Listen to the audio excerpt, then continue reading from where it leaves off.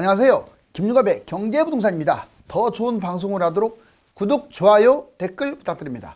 10억집이 2억. 서울 안 사시는 분들은 꼭 보세요. 집값 하락폭이 일시적으로 줄어들다가 다시 W자 모양의 2차 폭락이 올 것이 유력합니다. 이렇게 되면 10억 아파트가 5억으로 반토막 나는 것들은 널려 있을 것이고 60에서 80% 급나간 아파트들도 크게 증가할 것입니다. 지금 여러분들이 해야 할 일은 현금 확보, 모니터링, 투자 파악, 자산 관리, 전문 상담입니다. 하늘이 준 이 기회를 꼭 잡아야 합니다. 유료 상담은 010-3999-8898 제가 직접 매수 타이밍과 입지를 추천해 드립니다. 주말 전화 환영합니다. 10억집이 2억 서울 안 사시는 분들은 꼭 보세요. 자, 보면 서울이 이렇게 많이 비대해졌네요. 인천이 보이고 이렇게 도시가 인구가 다 모여 있다 보니까 특정 지역이 부풀어 오르는 현상, 이건 도쿄, 일본도 마찬가지예요. 즉 지방 인구가 계속 감소하는데 집은 늘어나고 있고, 이렇게 되면 상당히 문제가 되겠죠. 자, 이제 갈등할 필요가 없습니다. 바로 이걸 좀 파악을 하세요. 이 사람들이 잡아야 집값이 오르는 신호입니다. 집값이 올랐다가 쭉 가야 하는데 가지를 못하고 또 추락하고 아니면 더 밑으로 내려가거나 이런 것들은 바로 투자자들이 받쳐주지 않기 때문에 그래요. 투자자가 따라가지 않는 반등이나 또는 하락폭 축소는 아무 의미가 없어요. 여기 보실래요? 자, 이 사람들이 누구냐? 40, 50 세대. 이분들이 산전수전 다 겪은 분들이죠. 부동산의 핵심 주체입니다. 이 사람들이 늘어나야만이 집값이 뛸 수 있어요. 2030은 늘어날수록 별로 좋지가 않습니다. 자, 다주택자 매입. 이제 다주택자들이 본인이 가지고 있는 것들이 많아요. 이걸 털어내는 게 급하냐, 더 살 여력이 있느냐, 이거의 어떤 기로인데, 지금은 이 사람들이 자 매도보다 매입이 증가하는 상황으로 와야만이 집값이 뛰는 거예요.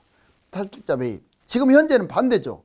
매입보다 팔려고 하는 게 더 늘어나고 있어요. 자, 이번에 법인들 매입. 자, 소액으로 여러 채 지방 돌아다니면서 봉고차 타고 다니면서 쫙 싹쓸이 하는 사람들이 법인인데, 자, 이 사람들이 지금 집을 잡기는커녕 물려 있어 가지고 지금 어쩔 줄 몰라 합니다. 이 사람들이 집을 소형을 여러 채 매입해 주는 그런 상황이 돼야만이 집값이 뛰어요. 외지인 매입. 핵심 지역에 투자합니다. 외지인들은 주로 이제 서울, 경기의 핵심 이런 데 투자할 텐데, 지금 외지인 매입이 약간 늘었다고는 하나 거래량이 늘어나는 결과로 늘어난 거고, 전체 비율로는 오히려 줄어들고 있습니다. 그 다음에 갭 투자가 매입을 해야 돼요. 그런데 지금 보세요. 전세가율이 지금 정말 역대급으로 추락하고 있죠. 이런 상황에서 어떻게 전세 끼고 투자하겠어요? 갭 투자가 지금 최소입니다. 최소. 이러면 집값 못 가요. 자, 부자들이 매입을 해야 합니다. 특히 강남 아파트를 매입한다든가, 자, 소형을 여러 채 매입해서 임대주택 사업을 한다든가, 이런 사람들이 늘어나야만이 집값이 뛰어요. 자, 그 다음에 지금 해야 할 최선의 방법 5가지. 이제 아까 그 사람들 6가지 종류의 사람들이 매입을 해야 집값이 뛰는데, 지금 그 사람들이 매입을 하고 있나요? 주변을 한번 봐보세요. 절대 매입 안 하고 있습니다. 지금은 실수요자, 그 다음에 생애 최초, 그 다음에 아마추어, 이런 사람들이 주로 매입하고 있어요. 지금 해야 할 최선의 방법, 여러분들은 이 5가지 꼭 기억하세요.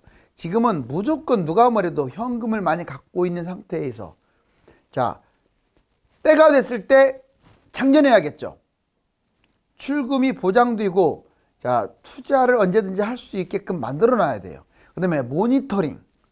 여러분들이 해야 할 일은 뭐 여러 개 볼 필요 없이 그냥 전체적으로 지금 분위기가 어떤가, 이런 것들. 금리나 경제나 또는 부동산 여러 가지 지표, 시세 흐름, 입지 매물, 그 다음에 투자를 파악해야 합니다. 여러분들이 어디를 가고 싶으냐, 뭐 한강변 라인의 어느 쪽, 또는 서울 외곽이 어느 쪽, 또는 경기도에도 어디 이렇게 미리 한번 보시면서 파악을 해야 돼요. 자산 관리. 내 돈의 상황을 정확하게 꿰뚫고 있어야 돼요. 왜? 얼마까지 투자할 것인가 이것이 미리 설정이 돼 있어야 하는데 우왕좌왕합니다. 자기 자산을 점검해보고 수익도 비교해보고 대출을 얼마만큼 받을 수 있고 이런 것들도 파악하세요. 그 다음에 내 머리로는 도저히 안 된다. 그러면 반드시 전문가들하고 상담을 받으세요. 자, 본인의 경험 부족, 수익 창출, 부동산은 몇 억이 왔다 갔다 하기 때문에 바로 이렇게 총 5가지를 시행하는 게 좋습니다. 이번에 부동산이 언제 오를까? 크게 3가지 전망인데 제가 올 초에 했던 거에서 크게 변함은 없습니다. 자, 23년 이제 올 여름에 반등할 가능성은 약 25%. 그렇다고 해서 뭐 대세 상승으로 쭉 간다는 얘기는 아니지만 자, 25%. 그런데 근거 이게 왜 그러냐면 기준금리가 이제 우리나라가 뭐 종결됐네 이런 뉴스들 나오죠. 정부는 규제 완화를 계속하고 있고 흐름을 봤더니 진짜 하락폭이 감소. 이번에 다시 또 저번 주에 올랐다가 다시 또 저번 주에 내려갔다가 다시 또 올라갔죠. 자, 그러면 이제 여름을 향해서 항상 여름만 두면 뛰었는데 이번에 반등한다. 그런데 변수가 있네요. 지금 물가가 불안정이 아직도 내려왔다고는 하지만 경제가 심각합니다. 전세가가 급락하고 투자자가 없는 상황에서 과연 상승 전환할 것이냐. 그래서 퍼센트가 낮은 거예요. 자, 이제 가장 유력한 것은 내년입니다. 내년 여름 가을 이때 올라갈 가능성이 큰데 근거 세계 침체, 해외 집값이 아직도 추락 중, 전세도 24년이나 돼야 호전돼요. 흐름은 하락폭이 지금 커요. 강남이 지금 뭐 반등한 것도 있다고 하지만 전반적으로 봐서는 하락입니다. 그리고 거래가 지금 소폭 증가하고 있어요. 계속 추락할 것 같지는 않아요. 변수, 금리 인하. 언제 과연 금리 인하를 할 거냐. 또 정부의 부양책 이게 언제 나올 거냐. 또는 경제 위기나 경제의 극심한 침체. 바로 이런 것들에 의해서 이 중간 지점인 내년에 집값이 뛸 가능성은 약 50% 정도 됩니다.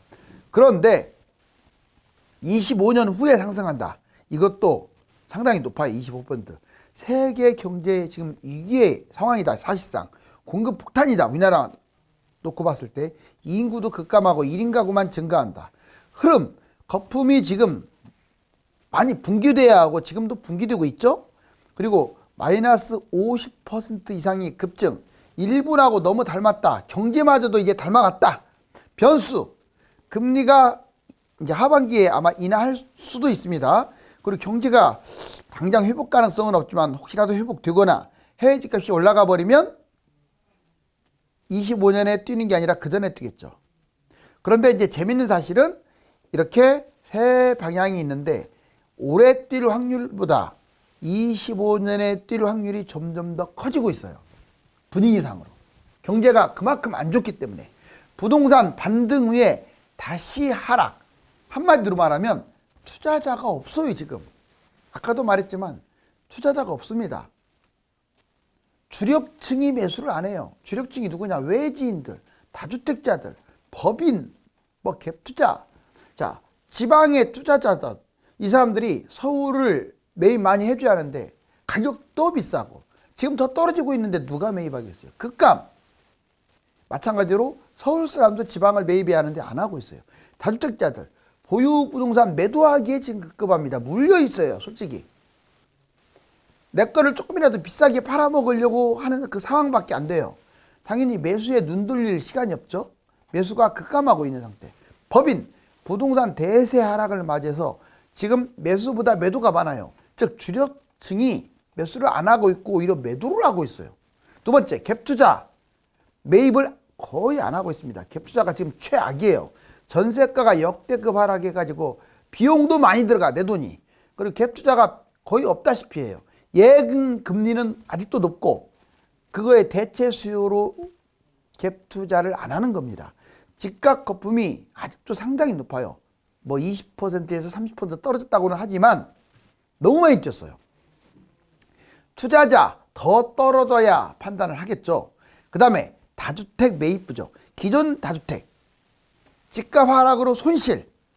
지금까지 손실 보고 있어요. 1년 내내. 매도가 지금 이 사람들은 우선이야. 추가 매수자? 자, 전세가율이 높아서 갭 투자를 엄두를 못 내고 있어요. 그리고 일시적 2주택, 이 다주택자들 일시적 2주택. 계속 하락 전망. 아무리 일시적 이주택을 활용한다고 하지만 새로 잡은 집이 뛰어줄 어떤 기대감이 있어야 하는데 계속 떨어질 위험성이 크니까 이걸 활용을 못하고 있는 거예요. 즉 바닥장까지 관망하겠다. 자, 이게 투자자들은 현재 이래요. 이걸 보면 이 사람들만 따라가세요. 주식에서 기관이나 외국인들 한 달 거 쫙 보시고 그 사람들의 패턴을 보고 따라가듯이 바로 부동산도 부자나 다주택자들이나 갭투자나 법인이나 또는 외지인이나 이런 사람들을 보고 따라가야 돼요. 자, 이거 보세요. 집값이 쉽게 올라가게 생겼는지. 자, 여러분들이 한 가지 주목해야 할 게 있어요.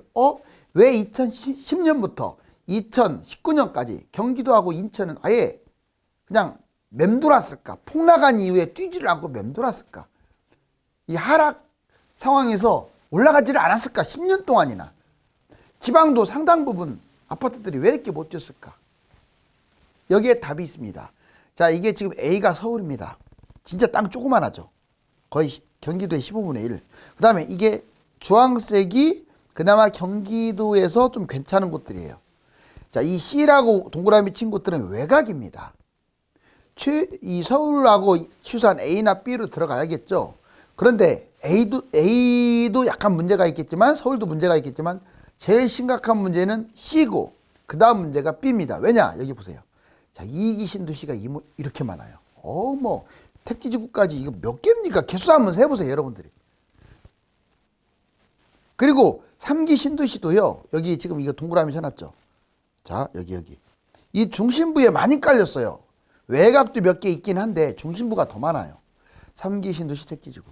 이거에다가 이것이 더해지면 자, 물량 폭탄.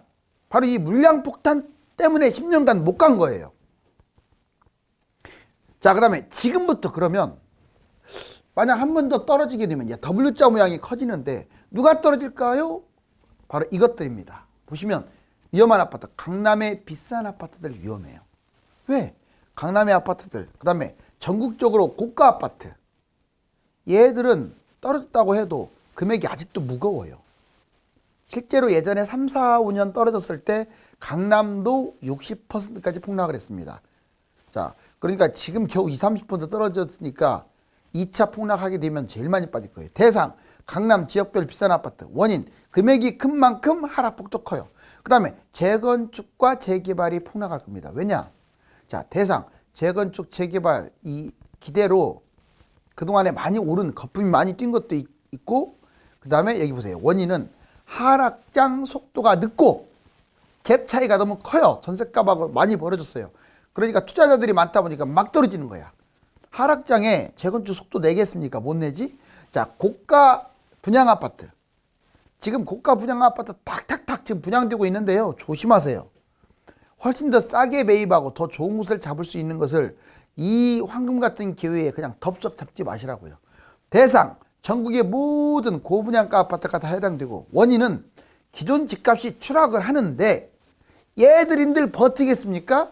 자, 더군다나 분양권 전매가 가능하기 때문에 이게 문제죠. 마이너스 프리미엄으로 나올 가능성이 높아요. 자, 이제 하락폭이 적은 거, 누가 뭐래도 내 아파트가 덜 떨어졌다 또는 거래가 안 돼서 안 떨어진 것처럼 보인다, 얘들은 망합니다. 여기 보세요. 거래가 안 되거나 또는 20% 이내로 떨어진 것들은 좋아서 그렇게 된 게 아니라 이게 거래가 안 된 상황이기 때문에 반영이 안 된 거예요, 시세가. 자, 덜 떨어져서 미친 듯이 추가 폭락. 끝까지 안 빠졌다. 거래가 안 돼갖고. 그럼 얘는 다른 거 막 날아갈 때 한 2, 3년을 그냥 맴돌고 있을 겁니다. 누가 거들떠보지도 않겠죠. 왜? 가격도가 떨어지지도 않고 비싸고 좋지도 않으니까. 장기 하락은 경기, 인천, 지방 약 70% 이상이 장기 하락할 수도 있어요. 장기는 5년에서 10년. 그때까지 안 뛸 수 있으니까 많이 빠졌다고 덥석 잡지 말라고요. 원인, 공급이 너무 많아요. 지금 3기 신도시까지 들어오고 인구는 감소돼요. 그 다음에 경기가 침체, 경기 침체가 제일 심각하죠. 소비가 안 따라가는데 뭔. 자, 부동산 사이클, 집값 바닥과 꼭지는 언제냐. 자, 보니까 집값 하락 22년부터 시작을 했죠. 그리고 현재 집값 폭락장으로 이제 접어들고 있습니다. 물론 W자 모양으로 일시적 지금 하락폭이 축소되고 있지만 다시 여름에 추락해서 내년에까지 떨어질 가능성이 커요. 바닥을 24년 또는 25년으로 보죠. 저는 24년 정도로 봅니다.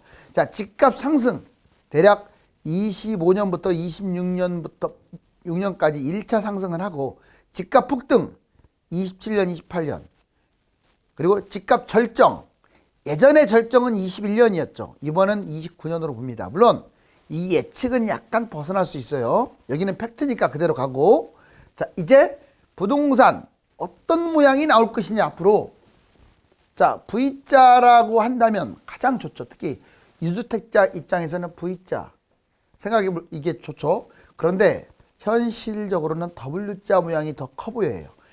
W자 모양이 나오는 것은 경기 침체 때문에 최악이 L자입니다. 일무짝 나는 거. 예전에 2009년부터 2019년까지 경기도 인천이 안 뛰었다고 했잖아요. L자 모양이에요. 일본은 30년간 안 뛰었어요. L자. 무엇이 유력할까요? 볼까요?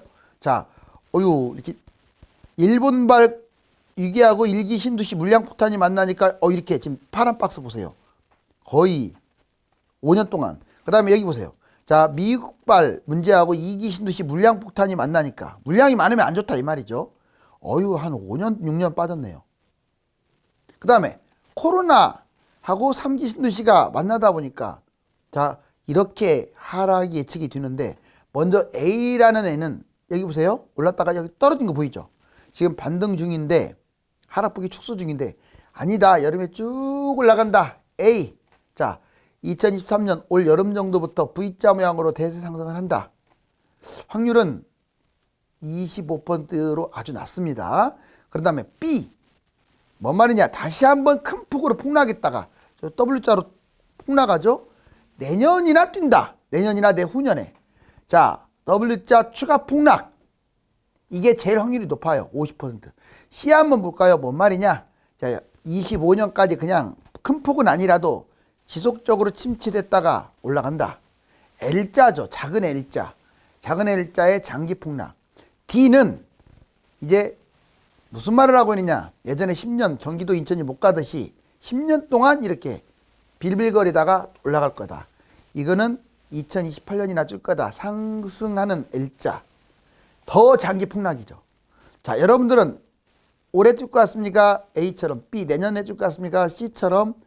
한 5년 떨어질 것 같습니까? D처럼 10년 못 갈 것 같습니까? 이제 2025년까지 폭락하면 제목처럼 10억이 2억 됩니다. 특정 아파트가 그러는 게 아니에요. 웬만한 아파트. 그러면 10억이 2억 되는 가장 결정적 근거. 여러분들 종합적 상황을 보자고요. 먼저 경기 침체 25년까지 갈 것 같아요. 정상적 상황이라면 지금 3년까지 지금 침체가 이어지는 거예요. 얼마나 집값이 많이 떨어지겠어요. 그 다음에 금리가 완전히 정상화되려면 25년이나 돼야 돼요. 즉 1%의 물가, 1%의 금리. 원래는 막 0%였었죠. 그렇게까지 가려면 25년 이후. 그 다음에 3기 신도시 물량이 다 사라지려면 자 분양과 입주까지 되려면 28년이 돼야 돼요. 무려 100만 가구가 이제 앞으로 분양 입주하는데 이거 어쩔 거예요. 예전에 2기 신도시 때문에 폭락해가지고 10년 동안 못 간 일이 또 벌어질 수도 있어요. 자, 매수 심리가 아주 안 좋습니다. 25년까지 가격이라든가 흐름 또는 개인별 능력, 집값이 너무 비싸서 못 사는 거예요. 이거 25년까지 추락. 그 다음에 주요 지표를 봐도 최소한 내년까지는 하락. 사이클, 거래, 전세, 미분양 이런 것들을 보면은 회복되기가 쉽지가 않습니다. 24년이나 그 이후의 회복. 해외 상황, 다른 나라 집값도 25년 정도. 경제라든가 경제 침체는 오래 갈 것 같아요. 물가, 금리, 집값, 해외 집값. 자, 종합해 보면 정말 중요한 내용들 다 뽑았잖아요. 바로 이런 것들이 주로 25년에 포진됐기 때문에 집값이 25년까지 하락하는데 그렇게 되면 10억이 정말 2, 3억으로 떨어진 것들도 나온다. 자, 지금 매수 아주 위험한 세 가지. 첫 번째, 거래 안 돼서 안 빠진 것들이 제일 위험해요. 냉정하게 말하면 안 빠진 게 아니라 안 사는 것들이죠. 사람들이. 자, 안 빠진 것처럼 보이면 다 못난이들이니까 안 빠진 것처럼 보이겠죠. 제일 싼 매물보다 마이너스 10% 어떤 것은 마이너스 20% 패대기 치면 돼요. 또 거래가 아예 안 됐다 꼭지에서 되고 마이너스 30% 이상을 때려버려야 돼요. 자, 아파트 고점 대비 30% 이상 빠진 매물만 쳐다보세요. 그리고 파는 사람 입장에서도 이걸 꼭 판단해야 돼요. 안 빠졌다고 좋아해서 그 가격에 내놓으면 타이밍 놓쳐요. 자, 이번에 매수 두 번째, 위험, 집값 폭락, 회복 불능, 40% 폭락. 특히 경기 외곽, 지방은 진짜 조심하세요. 공급이 넘쳐나고 인구는 감소하는 희생지역이 바로 여기입니다. 자, 입지, 매물, 선별 능력이 중요해요. 이제는 입지를 잘 봐야 돼요. 그리고 매물 있죠. 매물 가격만 봐서도 안 돼요. 얘가 어디에 있냐도 중요합니다. 그 다음에 미분양과 미계약도 조심해야 돼요. 지금 미분양 난 것들 잡거나 계약, 미계약, 자, 이런 것들 줍줍하거나 잘못하게 되면 마이너스 몇 억씩 손해볼 수 있어요. 집값이 더 떨어지면 분양한 것들도 수억대로 떨어져요. 아니, 집값이 3억 떨어지는데 분양한 게 1억 안 떨어지겠어요? 대부분 분양보다, 이제 지금부터는 분양보다 어떤 면에서 금매가 유리할 수 있습니다. 자, 여기 보면 돈다발이 있네요. 이거는 여러분들이 어떻게 하느냐에 따라 달렸어요. 당분간 집값이 계단식으로 하락폭을 축소할 것입니다. 그렇지만 주요 지표들이 집값을 떠받치기 어려운 상황입니다. 감사합니다.